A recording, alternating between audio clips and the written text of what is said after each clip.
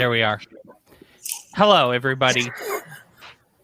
Welcome to Chat on Education Live. We've already had like a half an hour's worth of conversation. And you know, we've primed ourselves. Welcome to the chat. We got Andy Lizer, Diana McGee, Myers McGee. I'll say all of your names. Fine. Melissa Pilikowski, Audrey Thurnbow, and Dave Blanchard. This is like, where's Glenn? Who's that? He's out of town. On vacation. Vacation. Good for him. I guess. You're just Who's jealous. he think it is, I do Summer? miss him. I'm jealous. I'm completely jealous.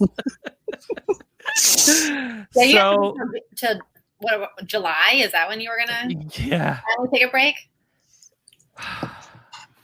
Yeah, no, I can't. I don't. Sound like a good idea at the time. Yeah, it sounds great. Come to participate, they said. Really cool stuff, they said. Yeah. And then So COVID. Yeah. And then, yeah. So we're live basically everywhere. I think that you can be live. We're live on the Participate Twitch channel. We're live on the Participate YouTube channel. We're live on the OnEducation YouTube channel. We're live on the Facebook channels for both Participate and OnEducation. So we're basically live everywhere you can be live that we're allowed to, that they let us do that on. Thanks for watching wherever you're watching from. Hello. Dan Kreinus from the Leader of Learning podcast. He's great.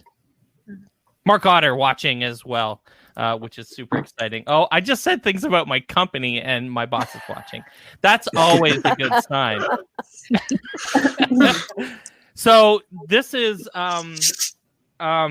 been a really shitty week. Can we? Okay. Whoa. There's an inverse to that too. That's Melissa, just about. Go. I need it, please. So, Please give it to me. if you listened to my live stream last week when Glenn and Diana were on, and I mean, man, I made it a big joke, just how awful this was. And then I really started rethinking it. I'm like, you know what? We are, and by we, I mean like 2/3 to 60% of America right now, I think, are making history. And we are making, God, I hope, some of the most needed changes. And they're not going to happen fast enough for some people. And I totally appreciate that. But I kind of realized about Monday, I was like, you know what? Dear God, you're complaining, and people of color have had to live with some of this. I don't know if we can say the word. Shit. Say it. Or had to live with this shit for their entire lives. And who am I to complain that I'm feeling heavy and God, what a tough year this is? Well, goddamn, it's time that we had this year.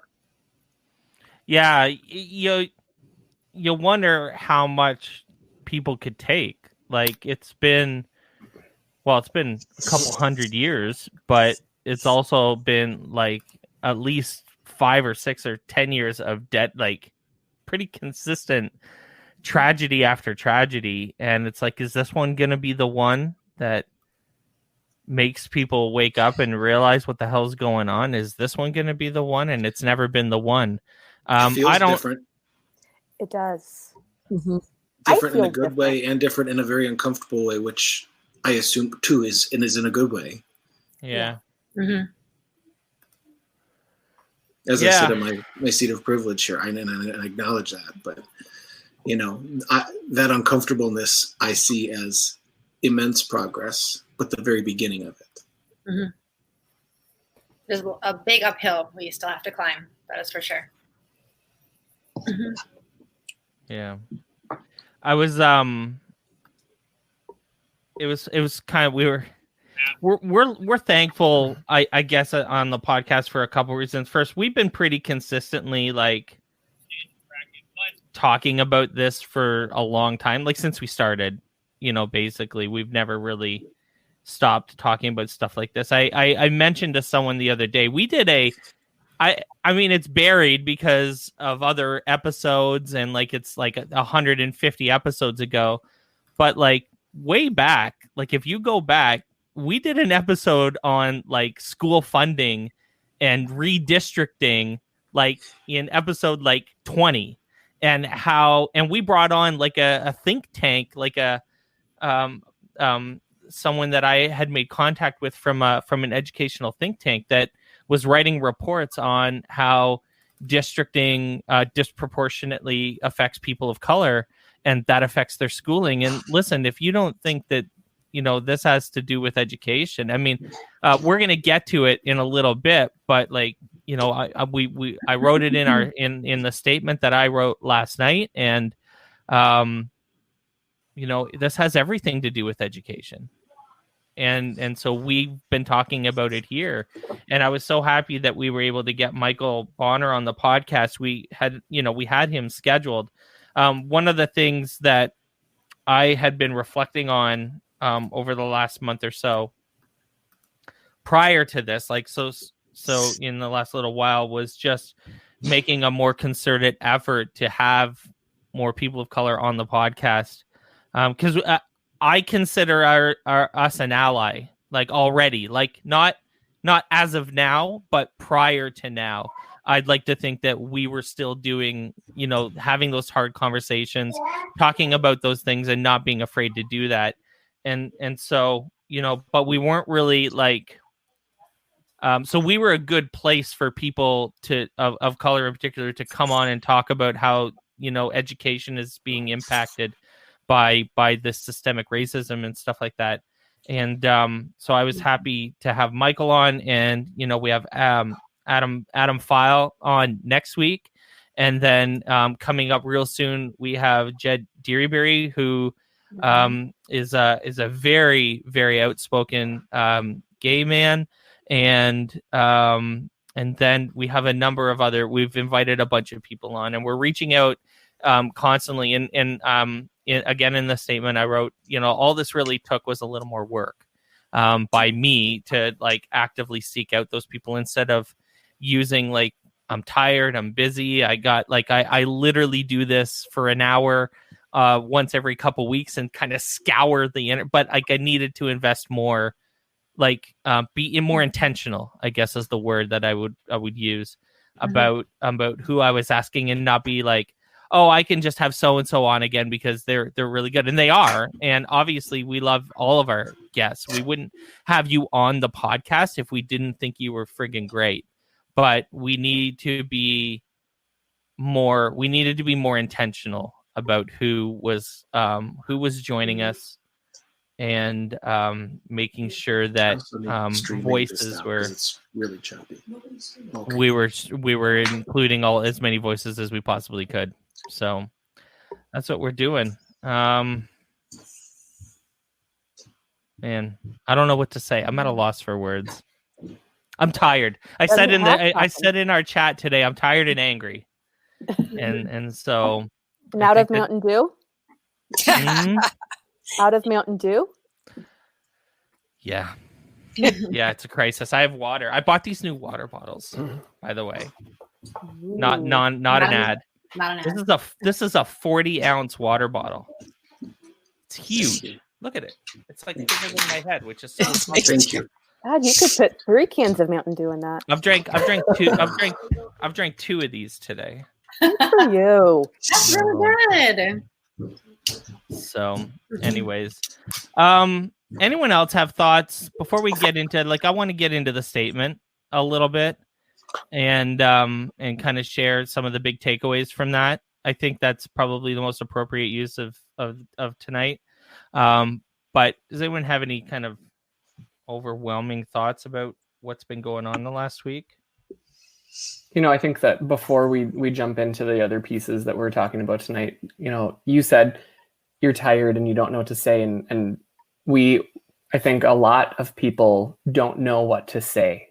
And there's been that buzz around social media of, as a white educator, as a white leader, as a white person, what should I be saying? What should I be contributing? And I think that as more and more people are gaining any amount of followers or traction or valid conversations or district leadership or even classroom leadership and connections to your community, what we really need to focus on is using those platforms of whatever size to share the messages that are really important that we may not be saying because we don't know those words. We didn't live it. And I scroll through TikTok. I do. And I've seen more. Who doesn't? You either do or you're lying about it. Right, TikTok right. is freaking great. And I've seen more duets of people saying, and I turn my platform over to you. And they literally put their phone down, so they are not even on the screen. And it is this other person who has no followers at all. And you see them a couple of times, and it's just them using their platform to amplify. And does it have the same number of likes as everything else? No, because the algorithms are designed to not amplify that. Mm-hmm. But it's that effort. It's that saying, I am going to turn over my abilities to help share your messages. Because it's not my message. I can't. Mm-hmm. Yeah. I see you. I hear you. Let me amplify you. I think that's really incredible. Mm-hmm. Definitely. And people need to vote. Yeah. Yes. Absolutely. And they need to vote for what they actually believe in, not just for a side that they have always voted for. And that is something that I've been trying to communicate with people, that like just because you've always voted one way doesn't mean that that's the way you have to stay with this upcoming November. You need to really dig deep into your morals and what you believe in, and you need to stick to those morals, and you need to vote accordingly. And look beyond that single issue, that one major thing that seems to be the one thing that kept you in one place. Looking beyond that and acknowledging that and realizing, hey, there may be some bigger things that we need to focus on. Sure. And that one sticking point, there's a name for that. What is that? Single issue voting, something like that. Yep. Mm-hmm. So to me, in the past, a lot of it has come down to, pro-life, pro-choice. That's what it is. That's That's what our church all it is. preaches. Yep. For sure. Oh, and it's definitely linked to organized religion.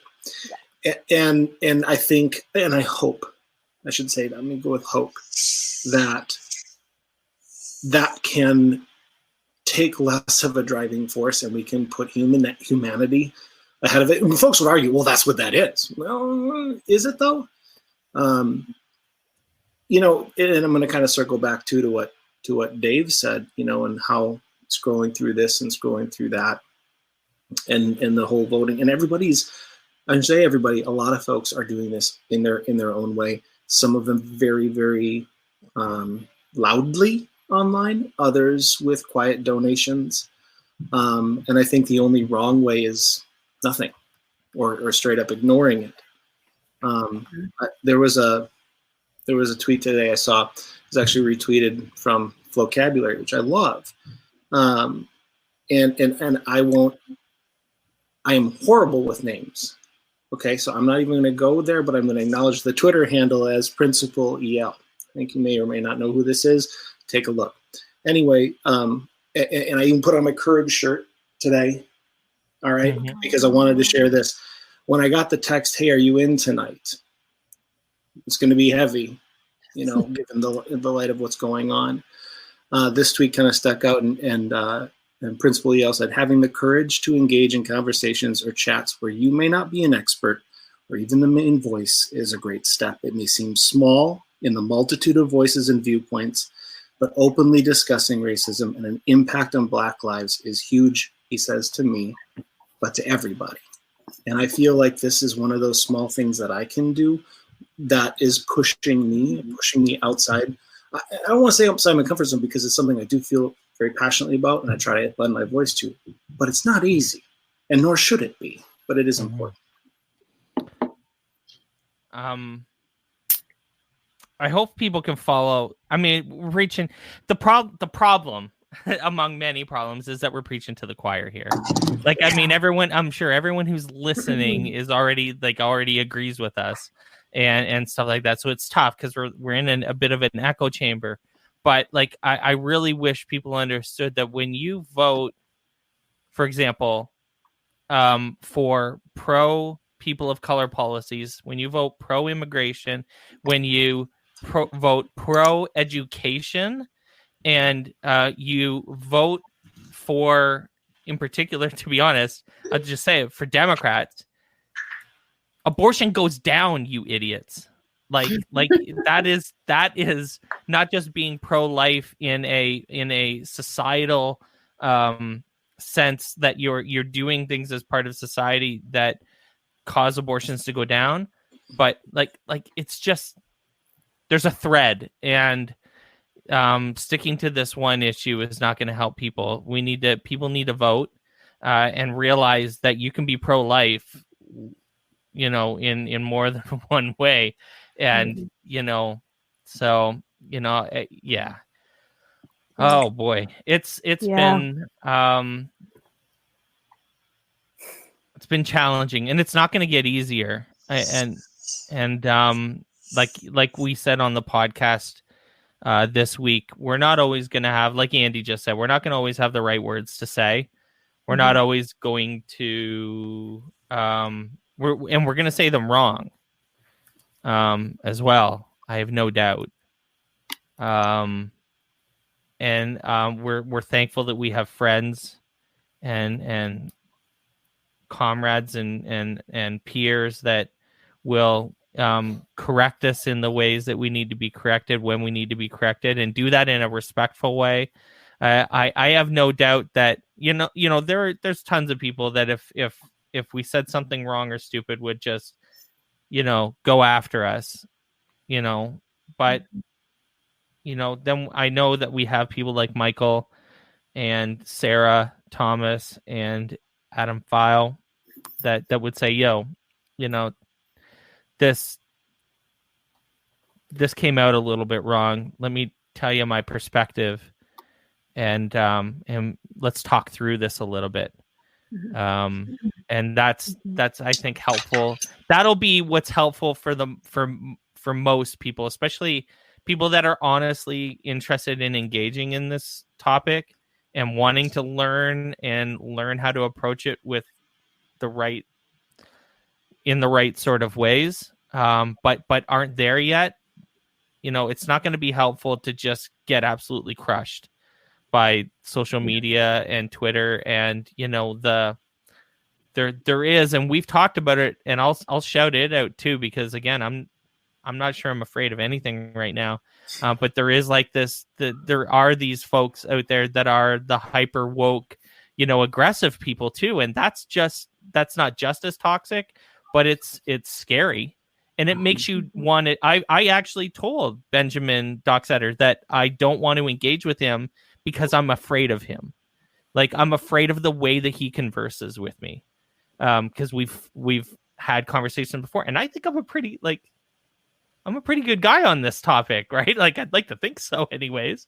And so I'm hopeful that when the conversation can remain civil on both sides, that we're all learning from each other and getting better together.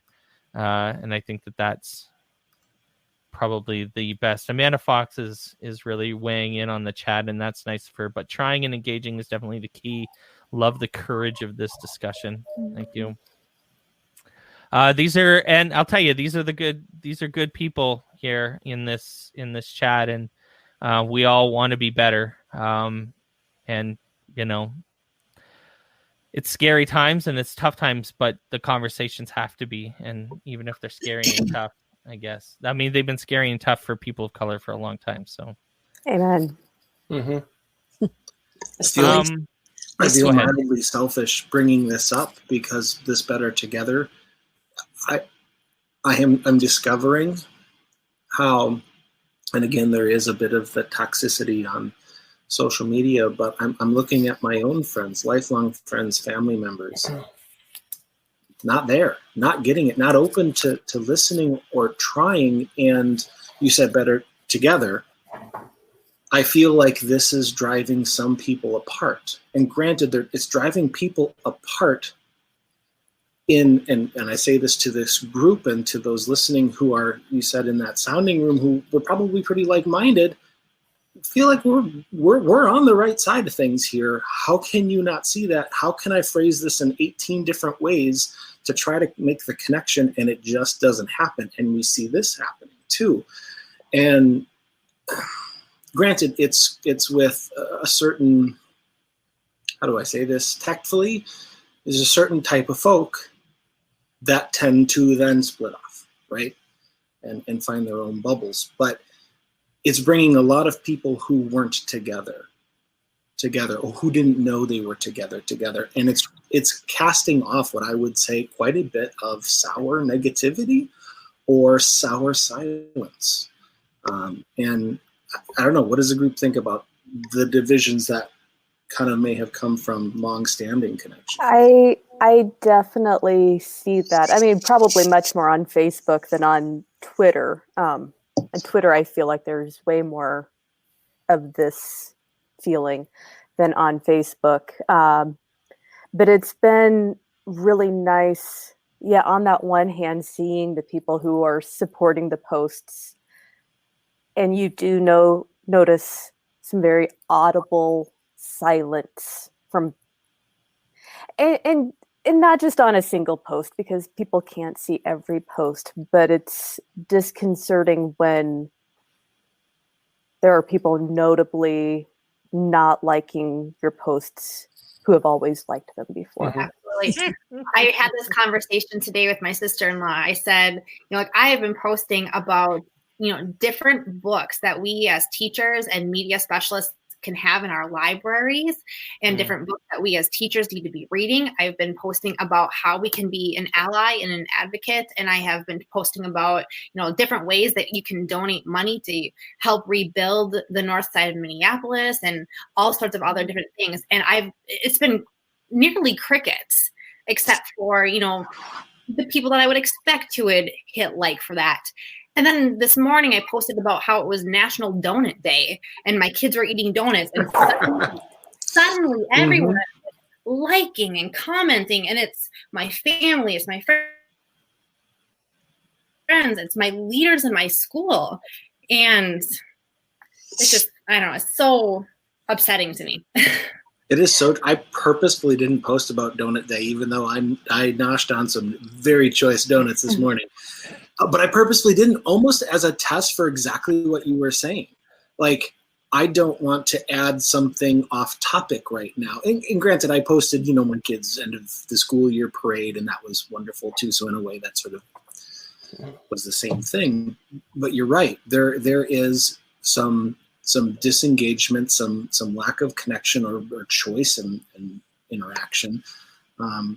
And it worries me, but then of course I think more on it, and I'd say, sorry if I'm kind of grabbing the reins on this conversation, but and then of course my brain goes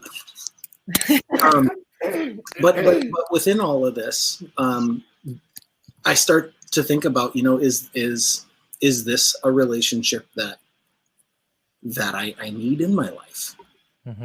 And it pains me, because what I thought I knew of this person is, in the span of a week and a half, is kind of really revealing true colors. And I don't know if that partially is on me. All I know is, as an educator, a very large part of my job is to reflect on what I do and how I do it. And that kind of comes into my personal life too. What I do and how I do it speaks volumes about me as a person, and I take that very seriously. And I'm reflecting a whole lot more in my personal life, on my privilege, on what I can do to be better for my community, everyone in my community, but mostly our POC, our people of color, who have been systematically disadvantaged for centuries. And I never feel like I can do enough. I never feel like I have the words. But I see folks who could have the words who stay silent. And that really irks me. And so, I don't know. It's been very interesting. Mike, you kind of kicked off our chat before all of this with the exhaustion. And I think we've nailed it a little earlier too, where, yeah, we're all exhausted, but like you said, imagine those folks who this has been their life. This has been their parents' life. This has been their grandparents, great grandparents. This is it. And we're like, yeah, it's been 10 days. And maybe as easy or as concerning as it is for some of the people that I'm not seeing speak out, that I'd like to see do something, like Audrey has mentioned, our schools making statements. I would venture most of the schools in the United States have not. Our superintendent sent something out today. Did he? Or did she? Yes, she did. Thank you for correcting me on that. Yeah, that's okay. Sexist comment right there. But maybe a lot of the people who are not liking it are not to where we are yet too. Like they want to be, but maybe they're where I was, like a month ago. Well, and keep this in mind too, so that you don't take it personally. But this happened to me. So not long after you guys had Mayor on the podcast, many episodes ago, I started following her, and she tweeted something, and I liked it. And her tweet had a bad word in it. I don't even remember which one it was, but I liked it. And I had a lot like that. Yeah. I don't remember which word it was. It wasn't even that bad. And I actually had an administrator in our district call me on the carpet for that and say, said, I noticed that you liked this tweet, and this is not like you, and it's against, our district and all this. So I had to unlike the tweet. So don't. It's just a like. It wasn't even like a retweet where you're putting it out with your. Correct. Just a like. And my Twitter account is my own. In no place do I say I'm part of a district, or I don't even say I'm an educator in mine. It's my own, but I got called on the carpet. And so don't take it personally that people aren't liking it, because maybe they are afraid of what backlash might come to them in their district, especially if they're educators. Yeah, I was actually having that conversation with Glenn today. I in my years of being an educator and now as a coach, I've noticed that the higher you move up in education, the more stifled your voice becomes, because you have to be so darn diplomatic. You're not allowed to say what you actually feel about these tough topics. And, we received an email today from our superintendent, not at all supporting our families or our employees of color, but warning us about what we post on social media. And it was really disheartening. I mean, I understand that we have a teacher just north of us who's now being investigated for her terrible comments, but even those comments weren't called out as being racist. They were just comments that caused some trouble, and so it's so frustrating to me that we're being warned about what we post on social media versus taking time to support our employees and our families who need our support right now. Did you get asked, or I wonder if anyone was ever asked, why did you like that? Why did you retweet that? Why was that so important to you to get out there? And I feel like that would have been a really smart place to start. And let's work together then on that, rather than nope, done. I don't know. I think this is a good segue for a couple of things. First, I'd like to thank both Go Guardian and Participate for issuing very strong statements. Go Guardian did that today, and Participate did that a couple days ago. And obviously, I work for Participate, so I was involved in. I didn't write the statement or anything like that, but I saw it and had a chance to weigh in or whatever. prior to its release. And I have to say that one of the things that makes organizations able to speak up is when they work within a set of values that matter, and that care for people. And I think that you can tell the companies and organizations that have values that are people-centered and justice-centered by seeing who speaks up and how they do it. We as a podcast align with people who have values that center, people in them. And I work for a company that, has values that have people at the center of their organization, and not just white people, but all of the people. And in particular, right now, centering people of color and lifting up, their voices. So we're actively engaged in trying to identify partners in our communities that we can elevate and bring up front a little bit more to share some of the work that they're doing. And I mean, a lot of the communities that we deal with are people-centered themselves, and actively doing work to help people in a number of different ways. So, I guess if I took away some hope, I think that we can end this little bit on, even though I was the one who said it was a terrible week, I think that I do see a reason to be optimistic about where we go from here. And it's not always going to be easy. I'm really interested. There was I just passed kind of my way before this started. Ta-Nehisi Coates said something today, which I've been kind of waiting, for a bigger kind of statement from him. I don't know where it is. I'm going to have to go looking for it, but and it's centered around optimism too. And he's definitely a guy who's not always or very rarely optimistic. So, so I'd be interested in what he's saying. I do want to draw people's attention, or at least talk a little bit about what I guess I wrote. I try to avoid saying we because I wrote this, but I did kind of share it with everybody before I published it.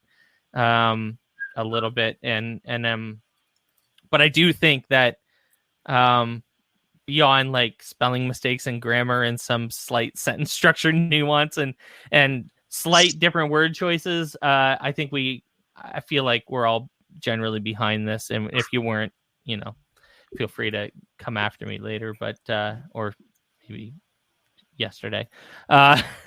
But I wrote this statement. It's definitely what's been on my mind and what I've been trying to think and say about this. But it does have some action items related to what the podcast is actually going to do. And I did want to highlight those because I think that's where it's important I think it's important for us to say it out loud what people are going to do. I've disliked statements that have said, we support people of color. And I'm like, great, how?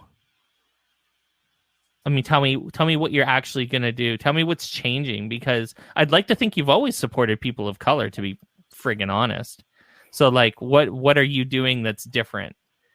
Because that's what actually matters.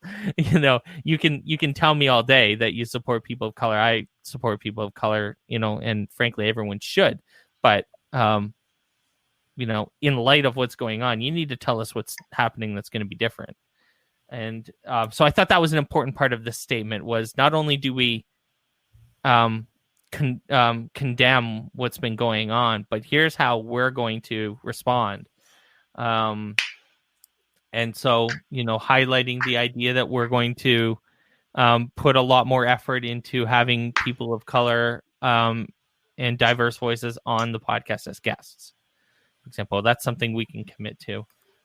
Committing to donating small amounts of our ad revenue. To be honest, and Glenn said this to me privately the other day, and I don't mind saying it out loud. We got approached to have a sponsorship, and we declined the conversation. We for multiple reasons, we don't need your money, and we didn't really want your money. And it wasn't, in hindsight, especially right now, it didn't feel like a good values fit. And that's important to me now as well. And it should have been more important before, but I feel like we've aligned with people who had strong values. But this one didn't seem like a good fit. And so, we didn't engage in the opportunity, but we want to donate some funds of our revenue because we're not traveling a lot. Again, the next conference we go to isn't until the fall. And so we have time, to make up, if all of our sponsors went away, we'd figure it out. We'll figure out what to do. But, we want people to see that we're making this action, taking an action. And maybe that's supporting a charity or an organization that supports content creators of color, something that aligns with us being a podcast or something like that. So, but we did make some small donations yesterday in the name of the podcast to a couple different groups and causes related to what's going on right now. And this was this other one. It means continuing not to be afraid to ask hard questions and demand real answers for those questions. This was actually a statement that we also released as a tweet a couple weeks ago or a week and a half ago. And we're doubling down on that, especially me personally. Like, this is more of a personal thing. I can't speak for you guys, and I can't speak for Glenn, and I don't want to be perfectly honest. I don't think that's fair. But I am not afraid to ask questions that are important, and not afraid that you're going to squirm in your seat a little bit. And if that means, that we get to your book at the end, then that means we get to your book at the end. We like your book. You wouldn't be on the damn podcast if we didn't think your book was probably great, and your work and whatever it is else that you're doing. But if you're calling yourself a leader in education, you need to have answers, or at least thoughts. I don't need you to have all the answers. I need you to have thoughts. Please be thinking about this stuff. I personally, Mike Washburn, need to see minds at work for you to have my continued respect. I need to know that you care about this and that you've been thinking through this, right? And that's what's important about that to me. And then continuing to dig deep into important topics. I think we've always done this well. I think we've always, like I said, we talked about school funding, and we've always talked about stuff that, like, I was actually asked on an interview that's not out yet about why we talk about stuff we talk about on the podcast. And I'm like, well, because everyone should be. Like, it's what everyone should be talking about. I can't compensate for the fact that other podcasts and education companies and groups and people are chicken shit. Like, that's not my job, frankly. We talk about them because they're important. Anyways, we'll link the statement in the chat, and Michael Bonner's episode is here as well. We hope you share it. We hope you listen to it. Just like every other episode we've ever released, we hope you take we hope that you take something from it and that it improves what you're doing. I don't know if anyone has thoughts on any of these or any of these points, but I've talked long enough, and go ahead. Good work. Thank you for placing morals over money. Yes. Yeah. Appreciate you putting Breonna Taylor on there too. That happened right down the road from where I live, about an hour and a half down the road, and it's really hitting our state hard. So I got my Kentucky shirt on today in support. of Breonna Taylor's family. Yay. And the many other names. Yes. Yeah, There there's are hundreds, so many. thousands. Absolutely. Yeah, and I appreciate you also sharing different places where people can donate money to help support. I think that those people who are nervous about sharing their opinion online or with other people or whatever it might be, this is still one way that they can make a difference. They can still, put their money where their mouth might be, and they can help support this, even if they, because of whatever their position might be at their jobs or whatever it is, can't say something online. This is where they can make a difference. And so I appreciate you posting those different resources.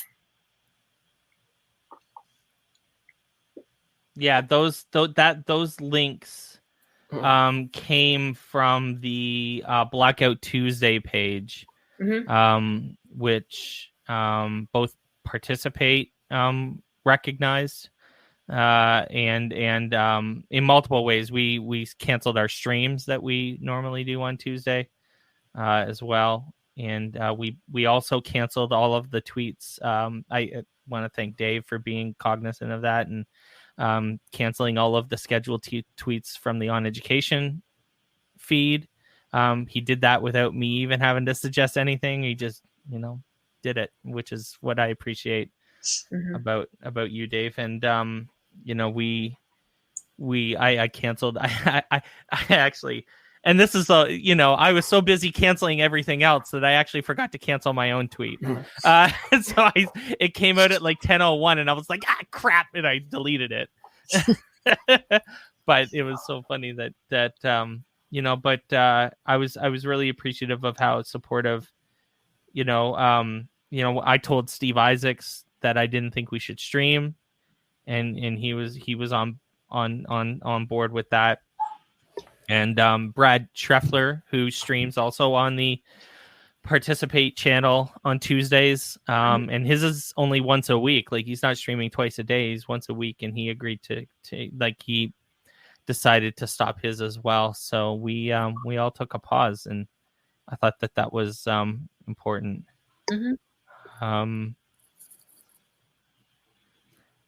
Yeah. I just wanted to share something. My sister-in-law, I shared this with you guys online, but she had imparted some wisdom upon me this week about holding space for people who are racist. And she, I can pull up her text to me. Well, she says something similar to, I'm not holding space for people who are racist or xenophobic or homophobic. I don't have capacity to hold space for those people. I am pushing my capacity to people who are affected by what has happened in our state and in our nation. And I am using my capacity to support those who are standing up for our friends of color, our families of color, our employees of color.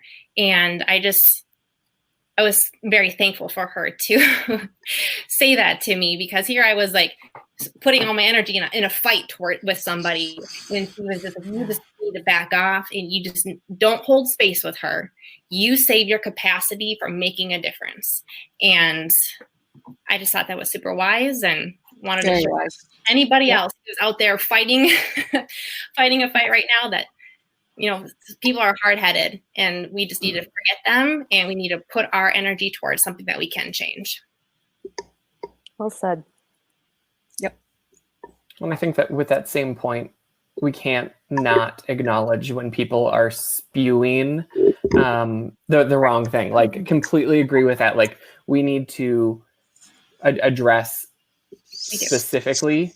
And then when you see it just turning into that battlefront, hope that someone else helps pick that up, because it's just going one-on-one. I know I had a message with someone this morning, and I had a colleague step in and say, "Hey, Dave, that's nothing's going to happen there."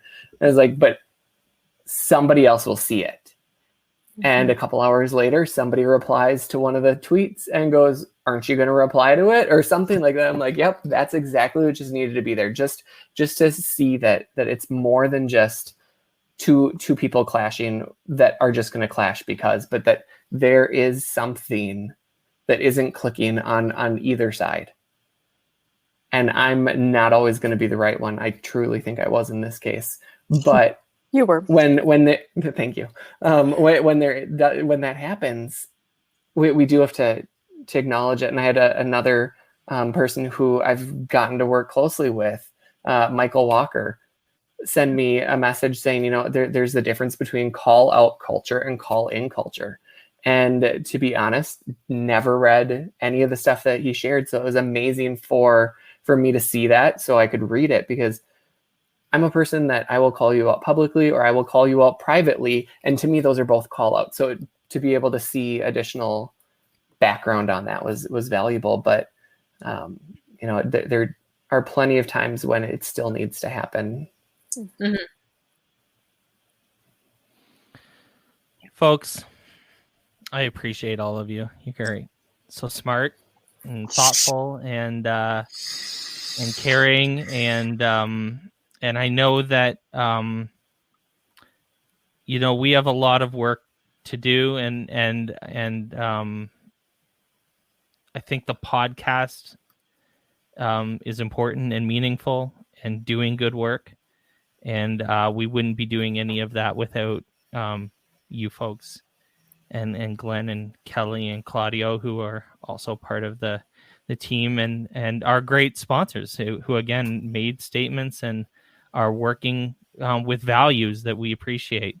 And I think that all comes together in really important ways to do really meaningful work that not just that doesn't just help people with education, core education stuff that improves how they work in their classroom, but it also improves how they interact with people in society and each other and their families and their peers and everyone else around them.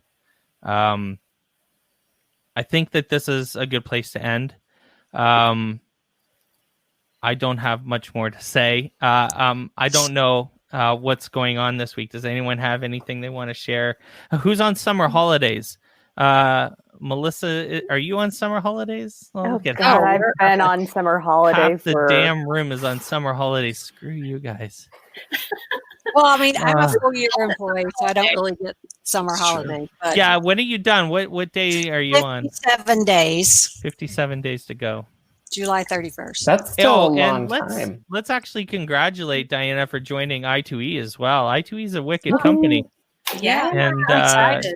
Yeah. So joining, it was so funny that the day that you posted that picture of you with the I2E jacket, I had a meeting with them like literally the day before with Dave and what's Dave's wife's? Is it Dave, the husband and wife that run it? I can't remember. Oh yeah. I don't know their names. Yep. Yeah, and then Becky. So I had a meeting with them just the other day. I was like, yeah, I know these people. So my Minecraft training is through that organization. I'm so excited for you.